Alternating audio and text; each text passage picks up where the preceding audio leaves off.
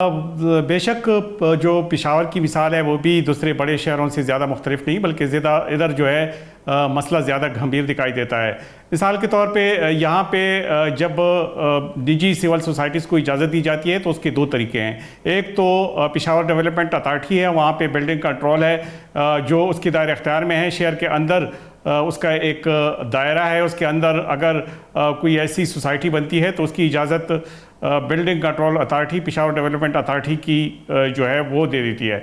इसके अलावा 2021 में एक कानून बना था बल्दियाती निज़ाम के लिए, और उसमें ये तय पाया था कि जिस डिस्ट्रिक्ट में या जिस तहसील के हदूद में कोई निजी सोसाइटी बनती है तो उसकी इजाज़त बाकायदा तौर पे बल्दियाती निज़ाम के तहत डिप्टी कमिश्नर, तहसील चेयरमैन और उसमें असिस्टेंट कमिश्नर भी होता है, और इसके अलावा दूसरे महकमा ज़राअत के अफसरान भी होते हैं। बाकायदा उसकी कमेटी होती है और उसके थ्रू उनको ये इजाज़त मिलती है।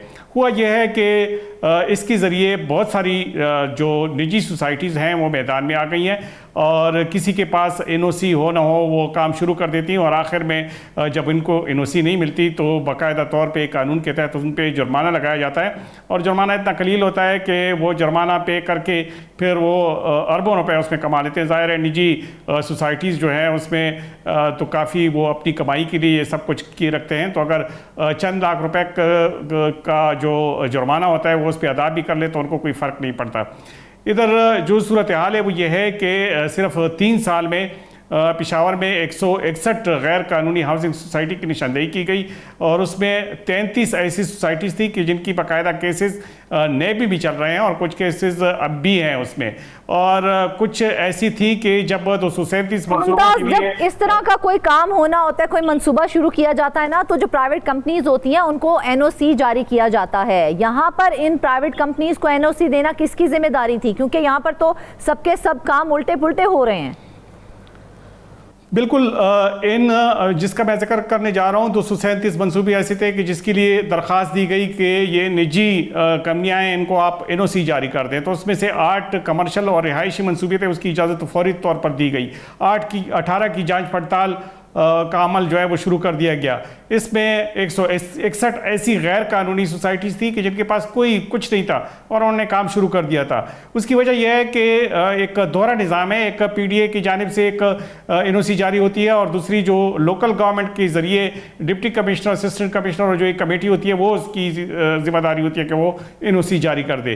तो PDA का जो अपना तरीक़ाकार है उसका तो अलग एक तरीक़ाकार है, उसकी भी एक बिल्डिंग कंट्रोल अथॉरिटी है जिसके ज़रिए ये NOC जारी होते हैं। लेकिन जो लोकल गवर्नमेंट के ज़रिए दूर दराज के इलाकों में, शहर के आसपास के इलाकों में जो NOC दी जाती है उसमें बाकायदा तौर पे दरख्वास्त डिप्टी कमिश्नर को दी जाती है। वो मुतालिका जो असिस्टेंट कमिश्नर होता है उस तहसील को उसको रेफ़र कर देते हैं। उसकी एक कमेटी होती है जिसमें जो टीम है का तहसील म्यूनसिपल कॉरपोरेशन का जो चेयरमैन होता है वो, और इसके अलावा महकमा ज़राअत का एक अफसर भी उसमें होता है। वो ये देखता है कि क्या ये ज़मीन जो है ये ज़राअत को नुकसान तो नहीं पहुंचाएगी अगर यहाँ पे सिविल निजी सोसाइटी अगर बन जाए, तो उसके बाद ही फैसला किया जाता है उसको NOC जारी कर दिया जाता है और या नहीं किया जाता। लेकिन ये निज़ाम इतना नाकिस है कि इस वक्त भी पेशावर में कई ऐसी निजी कानून रूल्स एंड रेगुलेशंस भी तो कोई चीज़ होते हैं ना, लॉ भी तो कोई चीज़ होती है। क्या वहाँ पर जो ज़रई ज़मीन है उसको बचाने के लिए कोई कानून मौजूद नहीं है? बिल्कुल कानून मौजूद है, लैंड प्रोटेक्शन एक्ट मौजूद है 2021 का। इसके अलावा भी कवानीन मौजूद है, लोकल गवर्नमेंट के कवानीन भी मौजूद है। लेकिन जिस तरह मैं पहले अर्ज़ कर चुका हूँ कि इस कानून के तहत अगर कोई इसकी खिलाफ वर्जी करता है और इसके बावजूद कि जब उनको NOC नहीं मिलती और इसके बावजूद कोई निजी सोसाइटी जो है उसका क्या मामला मिलाया जाता है और वहाँ के ज़राअत को नुकसान पहुँचता है या वहाँ के इंफ्रास्ट्रक्चर को नुकसान पहुँचता है, वहाँ के माहौल को नुकसान पहुँचता है, तो उसके खिलाफ बाकायदा कार्रवाई की जाती है। और कार्रवाई ये है कि ऐसी सोसाइटी को ख्वाह वो उसकी ज़मीन कितने हज़ार हेक्टर क्यों ना हो, लेकिन उनको 10 लाख रुपए तकरीबन ज़्यादा से ज़्यादा जो जुर्माना है वो किया जाता है।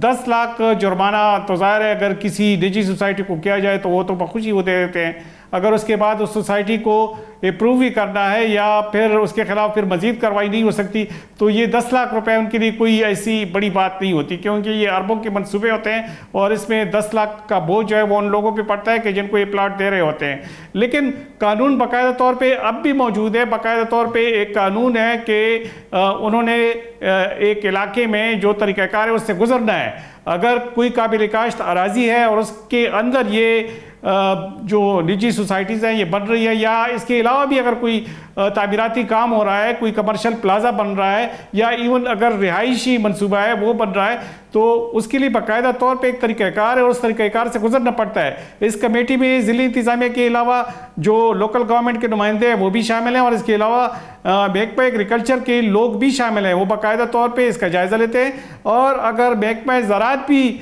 ये कह दे कि नहीं ये जो ज़मीन है ये अगले चंद सालों में अगरचे बंजर है लेकिन इसको काबिल काश बनाया जा सकता है, तो उसको एनओसी नहीं मिल सकती। लेकिन हकीकत में जो प्रैक्टिकल या रॉन्ग जो सिचुएशन है उसके मुताबिक ऐसा होता नहीं है। तो यही वजह है कि पेशावर के आसपास के बल्कि नवाही इलाकों में, शहर के इलाकों में ऐसी काफ़ी जो निजी सोसाइटीज़ बनी हैं, बड़े बड़े प्लाजे बने हैं। इसके अलावा रिहायशी इलाकों में ये जो ज़री ज़मीन है ये तब्दील हो रही थी। अभी पिछले चंद सालों में हम देख रहे हैं हमारे सामने कि बहुत सारे इलाके थे कि जहाँ पे फसलें होती थी, गंदम की फसलें होती थी, मकई की फसलें होती थी, सब्जियाँ होती थी, बागात होती थी, वो सब के सब ख़त्म हो चुके हैं। अब वहाँ पे सिर्फ और सिर्फ आबादी है। अब मसला ये है कि पेशावर की जो आबादी है वो बड़ी तेज़ी से बढ़ रही है। कहा यह जा रहा है कि 3.9% की शरह से पेशावर की आबादी बढ़ रही है।